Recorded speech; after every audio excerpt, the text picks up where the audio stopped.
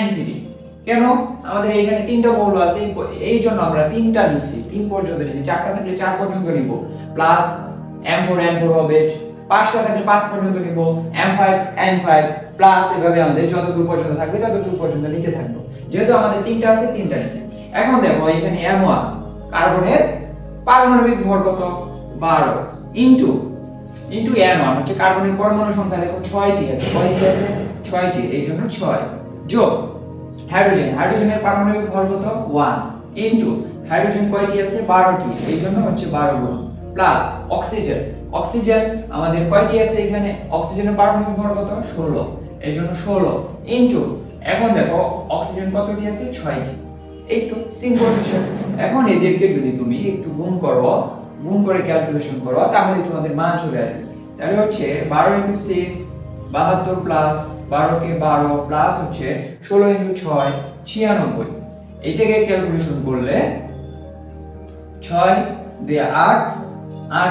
2 10 এ 0 হাতে আছে 1 9 কে 10 11 আর সাথে হচ্ছে 180 টা এই হচ্ছে আমাদের গ্লুকোজের আণবিক ভর ঠিক আছে অনুরূপভাবে আমরা দেখতে পাচ্ছি কপার সালফেট এবং 5 পানি হ্যাঁ এটা জাস্ট হচ্ছে এটার মতোই একটু ডিফারেন্ট হ্যাঁ এটাও আমরা একটু এখন দেখো আমাদের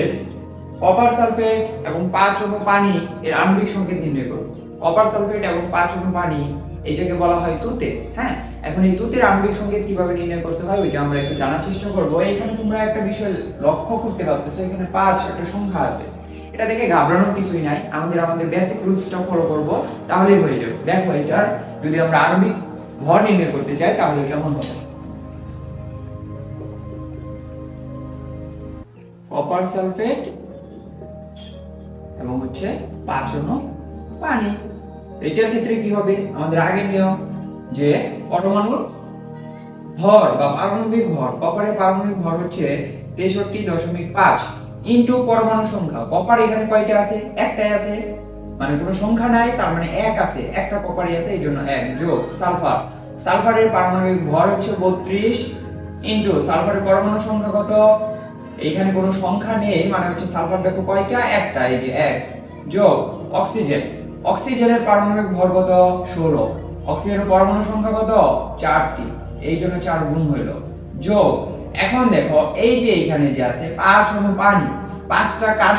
সাথে গুণ আছে দেখো 5 এই যে যার সামনে থাকবে তার সাথে গুণ আছে এই যে 5 গুণ হ্যাঁ কার সামনে আছে